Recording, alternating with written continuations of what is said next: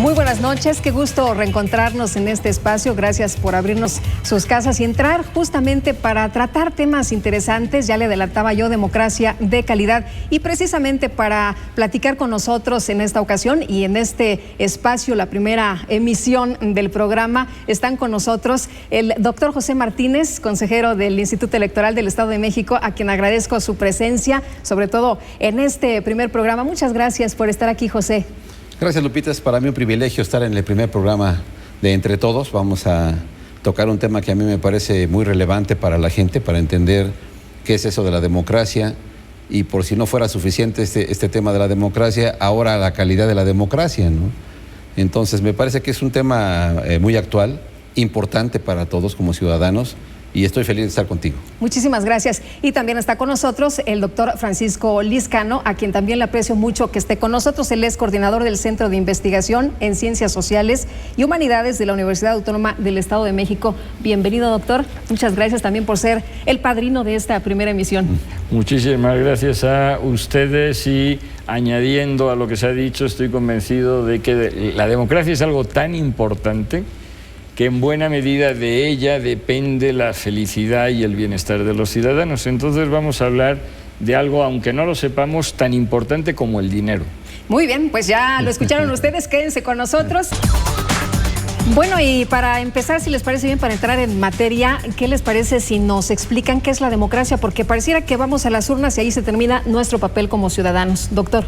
Pues vamos a ver, la democracia, yo creo que para entenderla bien tendríamos que oponerla al régimen político contrario, que es la dictadura. De esa forma creo que la podemos entender de una forma más sencilla.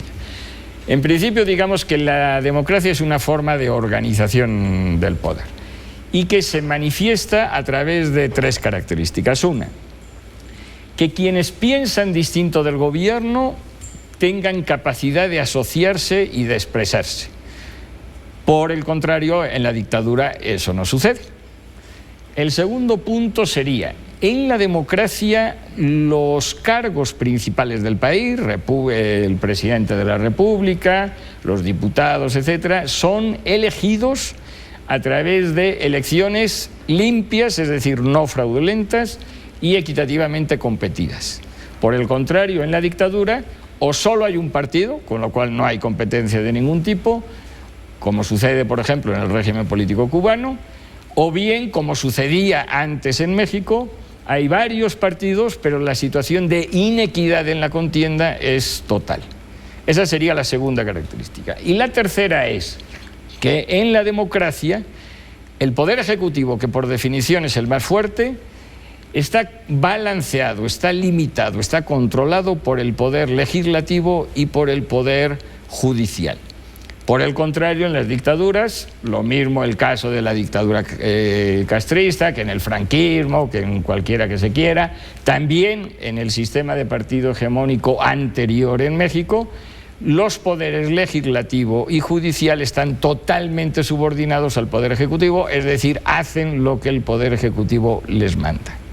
Doctor Martínez. Muy interesante lo que dice el maestro Lizcano. Yo agregaría para el auditorio decir que democracia, por su definición etimológica, es demos pueblo, kratos gobierno. Es el gobierno del pueblo, la democracia. Entonces, y en nuestra Constitución, me parece que siendo una de las definiciones más extraordinarias, dice el artículo 40 que es voluntad de México constituirse en una república representativa, democrática, ahí está, y federal. Eso somos, una república, no somos una monarquía, como dice el maestro, no tenemos un rey en México y no tenemos tampoco una dictadura. Ahora, para ir más al punto, si es una república representativa y democrática, la definición de democracia está en el artículo 3 de la Constitución, que habla de la educación, curiosamente, Lupita. No de la política, sino de la educación. Pero dice que la democracia no solamente es un régimen político, sino un sistema de vida.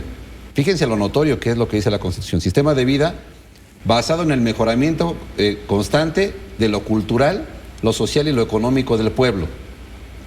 Ahí está una definición extraordinaria que podría ser de cualquier politólogo o filósofo político. Es un sistema de vida basado en el mejoramiento constante de lo cultural, económico y social del pueblo. Entonces, para mí está muy claro qué es lo que tiene que hacer el gobierno. Se lo dice la Constitución. Tiene que mejorar lo social, lo económico y lo cultural. como lo dice la definición de democracia. Adicionando lo que decía el maestro, me parece que nuestras leyes dicen perfectamente bien lo que tendríamos, hacia dónde nos tenemos que dirigir. Ahora la pregunta es, ¿si vamos para allá? Ese es el asunto, la calidad de la democracia. ¿Qué significa ahora? Porque hablaban muy bien de que democracia y ahora el tema es calidad de la democracia. ¿Qué significa esto? ¿Qué significado tiene para los ciudadanos? Y bueno, yo escuchaba incluso el tema de la educación, de la cultura, pero también algo parecido a la felicidad y el dinero, doctor. Vamos a ver, las virtudes de la democracia, como tal, no de la calidad de la democracia, sino de la democracia, se ponen de relieve cuando se oponen, como antes hice, a la dictadura. Pero se engañaría quien piense que cuando se está en democracia, como sucede en México ahora mismo, ya es un punto de llegada y que no hay nada que mejorar. No, estar en democracia es mucho mejor que estar en dictadura. Pero no significa ni muchísimo menos que se hayan resuelto todos los problemas, ni siquiera los más graves. Y precisamente cuando nosotros nos confrontamos con los problemas de tipo educativo, de tipo social, económico, tal, es cuando vendría más a cuento el concepto de calidad de la democracia. Porque la calidad de la democracia, que solo tiene sentido planteársela dentro de la democracia, significa eso que nos queda por avanzar.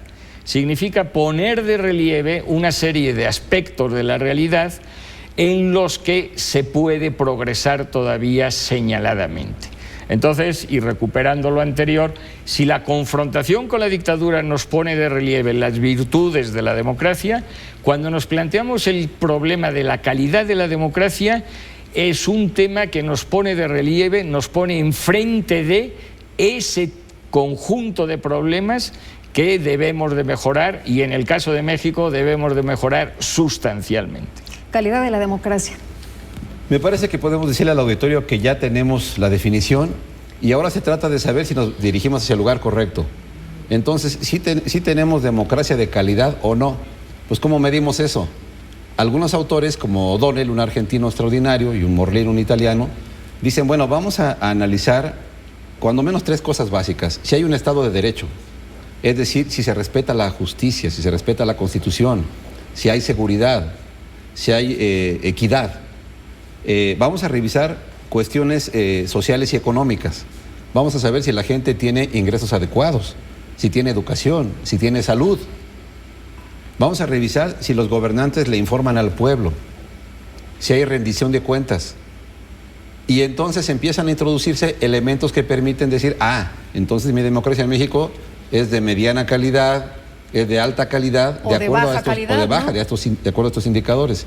Si a México le ponemos ahorita, para medir su calidad, el tema del Estado de Derecho, el tema de la inseguridad, el tema del número de muertos, me parece que tendríamos entonces hay una calificación baja para la calidad democrática en México, si ese indicador le ponemos, ¿no? Por eso es muy interesante las definiciones de calidad de la democracia. Quizás, si le oponemos lo económico, la gente diría, pues ahí también nos falta avanzar, hay altos niveles de pobreza. Y entonces así se van construyendo los indicadores que miden la calidad de la democracia en los países. Unos tienen calidad de democracia más alta que otros, ¿no? Yo creo que en ningún país podemos decir que está absolutamente en caos de los países democráticos, ni que está completamente bien. Y ahí situamos a nuestro país, ¿no? Le hacen falta cosas por hacer para mejorar su democracia, pero ha avanzado, como lo dijo el maestro Lizcano, en algo muy importante. Ya hay elecciones libres, confiables, y hay cambio de autoridades cada determinado número de años. Diputados, presidentes, regidores, síndicos. Esa parte que es muy relevante en la calidad de la democracia también está presente en México. Hay una base democrática importante que son las elecciones que están avanzando en su calidad. Pero el resto de los temas, Lupita, esos habría que analizar. Pues le vamos a entrar, por supuesto, también a lo demás, a cómo se mide la calidad de la democracia, cuáles son los índices, por supuesto, de la calidad de la democracia y cómo nos podemos comparar con otros países del mundo, cuáles son los que tendrían que ser, por ejemplo, pues a lo mejor el modelo a seguir. Y vamos a seguir, por supuesto, la invitación para que usted nos siga acompañando y vamos a una pausa, regresamos, así que no se nos vaya, quédese aquí entre todos.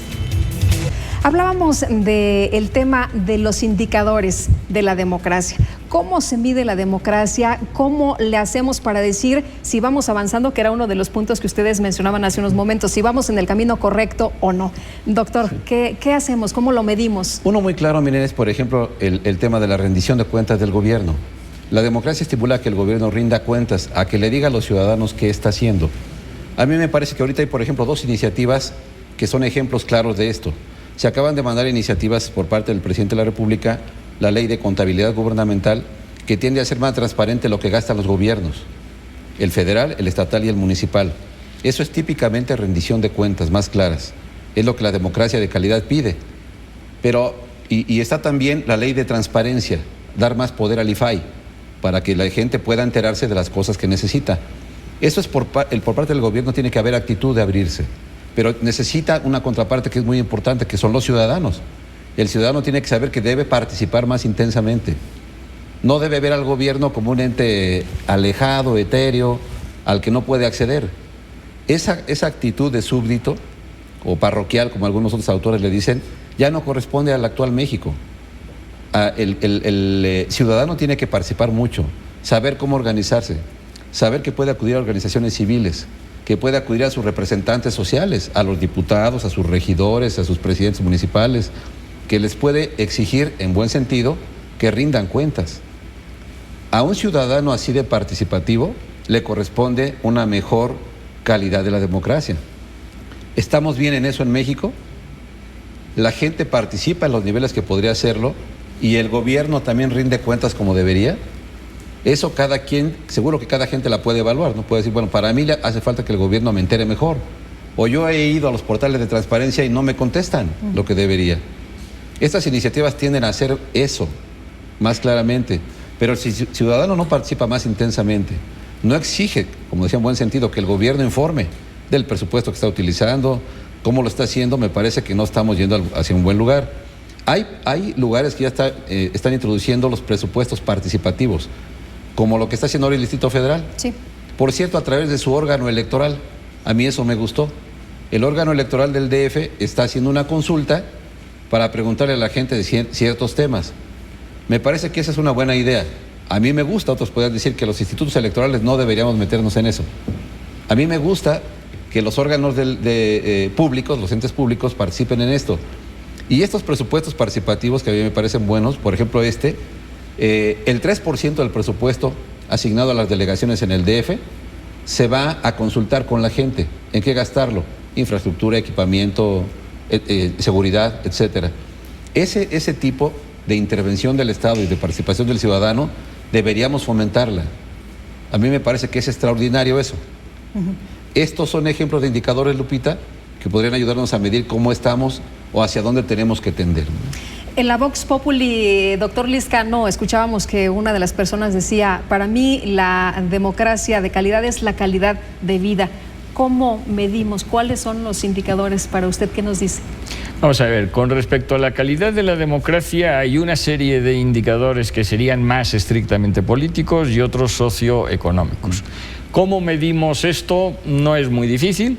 Por ejemplo, y no quiero poner demasiados hechos porque puede ser un poco cansado, pero ¿cómo medimos el avance educativo? Pues puede ser a partir de la cobertura de la educación, ¿no?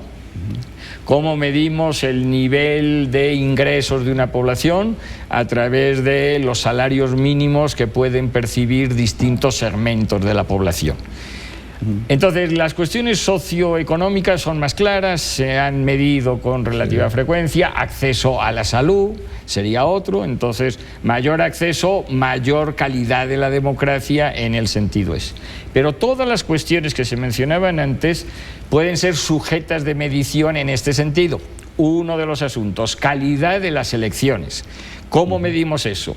A través del desempeño de las instituciones electorales. ¿Se han desempeñado imparcialmente, sí o no? Y de acuerdo con una serie de cuestiones se valora del 1 al 10, por ejemplo. ¿Cómo ha sido el desempeño de los ciudadanos? Es otra cuestión. ¿Cómo ha sido el desempeño de los partidos políticos? Por poner un hecho ahí concreto, porcentaje de casillas en las que han estado presentes los representantes de los partidos políticos. nos estaría dando cuenta eso de la capacidad de participación de los partidos políticos en el momento de la jornada electoral. Entonces, cada una de estas cuestiones que se han ido mencionando se pueden dividir en indicadores muy concretos que permitan esa evaluación, por así decirlo, como señalaba antes, del 1 al 10, ¿no? En la cuestión de la participación de la ciudadanía que se mencionaba, que definitivamente es uno de los grandes temas y de los grandes desafíos. ¿Cómo se mide? Desde la participación en las elecciones, es decir, hubo una participación del 52%, hasta las participaciones más típicas, por ejemplo, en partidos políticos, en sindicatos, pero también, y eso cada día es más importante, junto con la participación en la vida nacional a través de la demanda y de conseguir que se nos concedan determinados derechos, creo que cada día es más importante otro ámbito de la participación que se ha ido quedando más relegado, y sería el siguiente: cómo los ciudadanos contribuimos en la construcción de una sociedad mejor. ¿Cómo? A través de toda una serie de posibilidades de organizaciones dedicadas a las cuestiones ecológicas, a mejorar la educación. Ese tipo de cuestiones se convierten cada vez más en puntos neurálgicos para mejorar esta sociedad. En una sociedad democrática, a diferencia de una dictadura en que uno tiene a la policía detrás de sí impidiéndole realizar cualquier cuestión libre que esté más allá de los deseos del gobierno, en una situación democrática como la que tenemos por fortuna hoy en México, las posibilidades de participación están abiertas por completo. Y sí es uno de los grandes déficits democráticos del país, la escasísima participación de la gente en cualquier ámbito. Algunas de las encuestas que se han hecho al respecto, una que tuvimos oportunidad de realizar, se le preguntaba a la gente: ¿ha participado usted en alguna asociación en su vida, incluso de carácter recreativo? Más del 80% de la población decía que ninguna.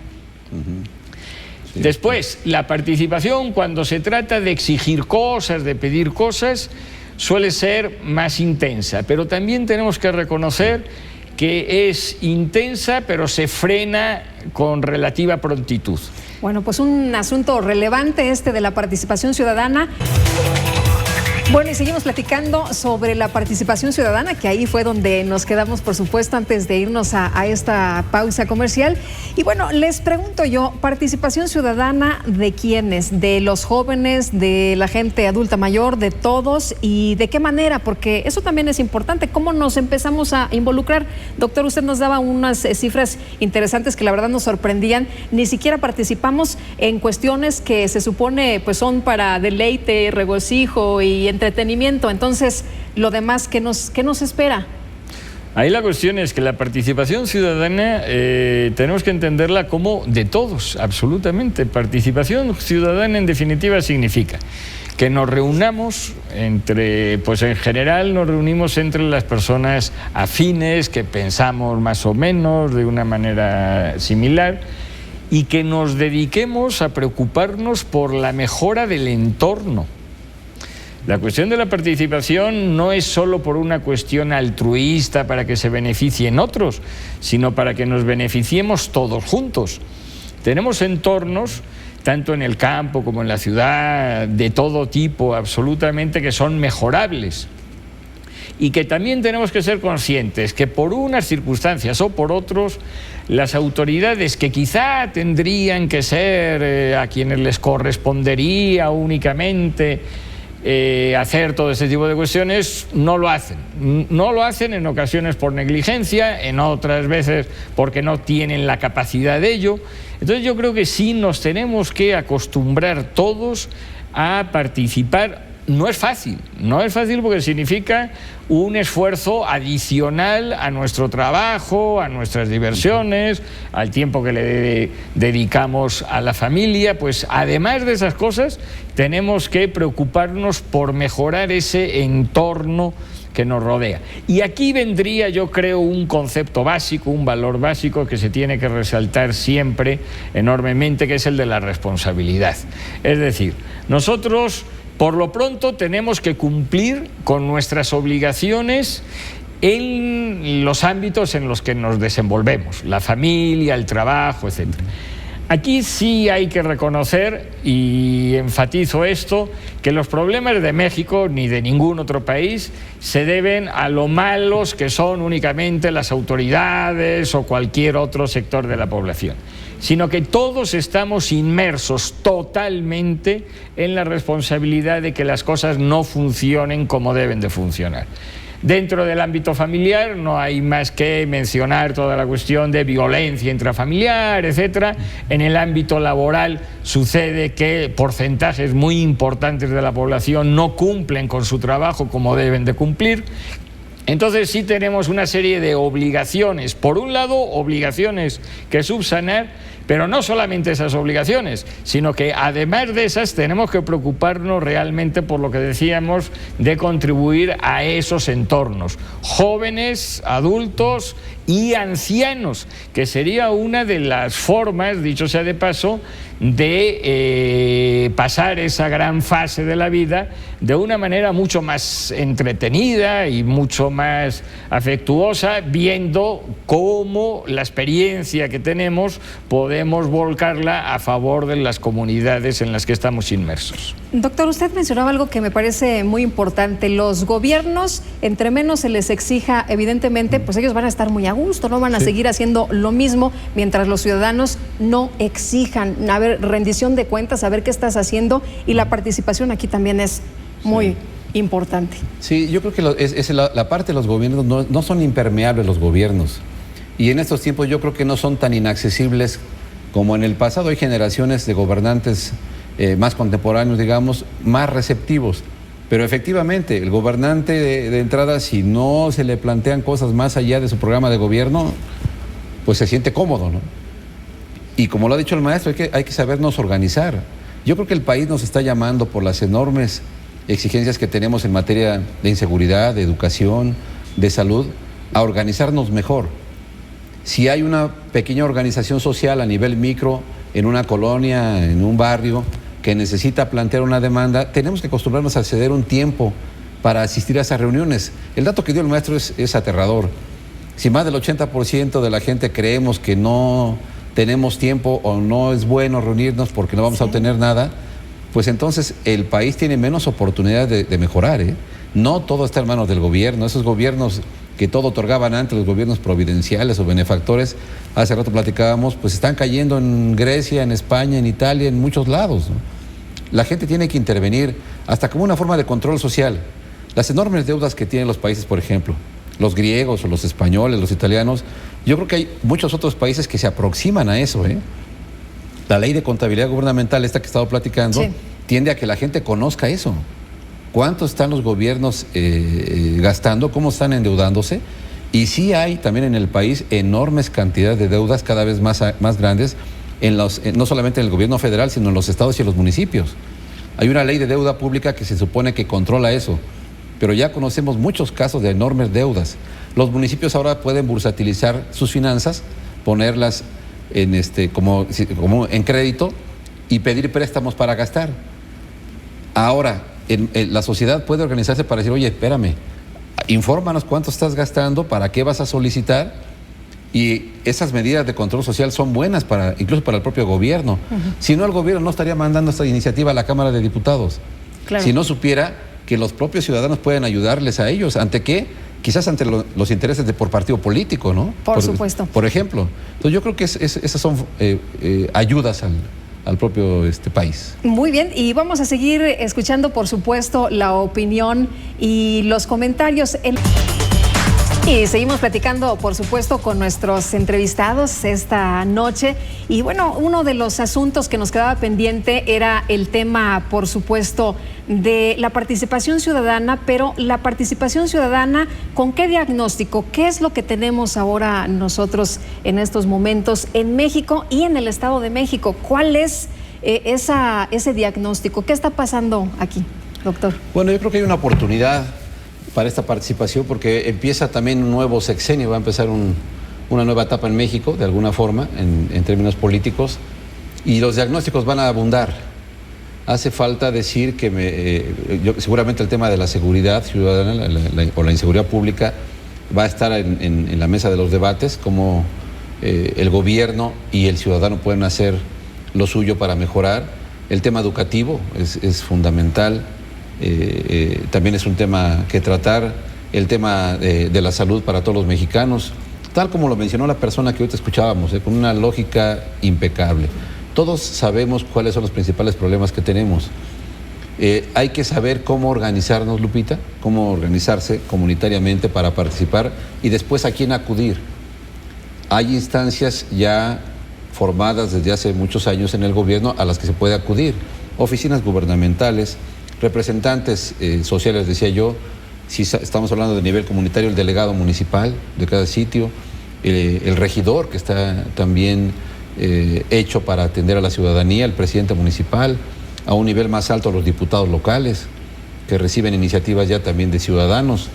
Es decir, hay instancias múltiples en las cuales se pueden ir acercando al gobierno, y la tarea me parece que está más en saber cómo organizarnos nosotros, atrevernos a destinar un tiempo para organizarnos. La identificación de los problemas me parece que está a la vista, todos los conocemos, y es más en el sentido de animarnos a intervenir, de saber cuán importante es no dejar un proceso electoral en manos de otros, ir a la urna porque vamos a elegir al presidente municipal que se va a encargar del agua potable, de la limpieza, de la basura, del alumbrado público, de todo lo cotidiano. No se lo podemos dejar en manos de nadie. Hay que ir con esa conciencia a votar porque elegimos a las autoridades más relevantes. Y después de las elecciones, la participación para vigilar cada paso del gobierno. A mí me parece esa parte más relevante incluso que la electoral, La electoral es muy relevante, pero la que sigue, que es el ejercicio de los recursos públicos y de la solución de problemas, es más relevante. Ahí nos falta organizarnos, saber a quién acudir y tener gobiernos receptivos también. Muy bien, y vamos a seguir con este tema, por supuesto.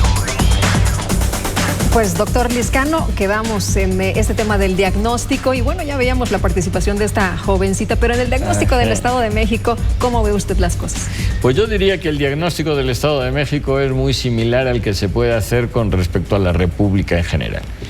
Que hay una serie de asuntos en relación con la calidad de la democracia de los que nos podemos sentir razonablemente satisfechos, que obtendrían puntajes más o menos elevados, y hay otros que no, que por el contrario todavía queda muchísimo por hacer y en los cuales el puntaje sería más bien bajo. Entre los primeros tendríamos la calidad de las elecciones, aunque haya mucha gente, sé, que piensa lo contrario. Creo que no, que los hechos indican de una forma fehaciente que la calidad de las elecciones en México es razonablemente alta. Que se puede mejorar, sin duda, todo se puede mejorar en la vida, pero ahí habríamos hecho mucho más de lo que nos queda por hacer. En la cuestión de independencia de poderes sería otra de las materias que prácticamente se pueden dar por solucionadas en términos de calidad de la democracia. La libertad de expresión, reunión y asociación, en sus vínculos con el poder político, creo que también en ese sentido México es un país totalmente democrático. Los problemas vienen por el otro lado, vienen por el lado de la delincuencia organizada, que son quienes realmente ahora están atentando principalmente con ese tipo de libertades. Y esto nos emparenta con otro de los asuntos en los que sí hay un déficit de calidad de la democracia enormemente relevante, ya se mencionaba antes también, que es el Estado de Derecho. Es decir, el porcentaje de autoridades que no cumplen con lo que dicen que cumplen al inicio de su mandato, que es cumplir y hacer cumplir la Constitución y las leyes que de ella emanan, el porcentaje de quienes no hacen eso es demasiado elevado. De manera que ahí probablemente la calidad de la democracia estaría reprobada. La cuestión de la participación hemos dicho que es demasiado escasa también. En materia de legitimidad también hay una desconfianza probablemente excesiva de la ciudadanía hacia cuestiones, estaría justificado plenamente hacia cuestiones que no funcionan bien, pero por desgracia esta desconfianza muchas veces se amplía a cuestiones que sí están funcionando razonablemente bien. Y bueno, doctor, ya para irnos, ¿con qué reflexión nos quedamos esta noche? Mire, decirle al auditorio que si un país es democrático y no se queda ahí de una vez y para siempre. Me acordaba de un libro que apareció recientemente que se llama ¿Por qué las democracias fallan? Hicieron un estudio como de los años 60 hasta el 2008, 123 países se volvieron democráticos, de regímenes autoritarios, militares, etcétera, a democracias. Y en ese periodo, 67 de ellos se sostuvieron como democráticos, pero más de 50 fallaron. No permanecieron como países democráticos, o sea, fueron otras experiencias. ¿Por qué? Dicen estos autores norteamericanos, que son muy pragmáticos, muy basados en los datos duros, que se debe principalmente a una incapacidad para redistribuir la riqueza. Si la gente no siente en sus bolsillos, en su capacidad económica, que la democracia sirve para algo práctico, empiezan a dudar de su efectividad o de lo bueno que pueda hacer la democracia. Claro. Este estudio es revelador, ¿no? Entonces, es una reflexión final. Las democracias hay que defenderlas. ¿Cómo? Participando, como decíamos hace un minuto, y los gobernantes haciendo el bien a la gente. Muy bien, pues les aprecio a los dos que hayan estado con nosotros en esta ocasión. Aquí entre todos tenemos que abordar este tipo de temas y entre todos tenemos que construir una situación diferente a lo que no nos gusta. Muchas gracias, doctor Martínez, por haber estado con nosotros en esta ocasión, el primer programa, nuestro padrino, muchas gracias. Doctor Lizcano, también a usted, muchas gracias, muy amable por haber venido. Muchas gracias a usted. Gracias, Lupita. Hasta luego.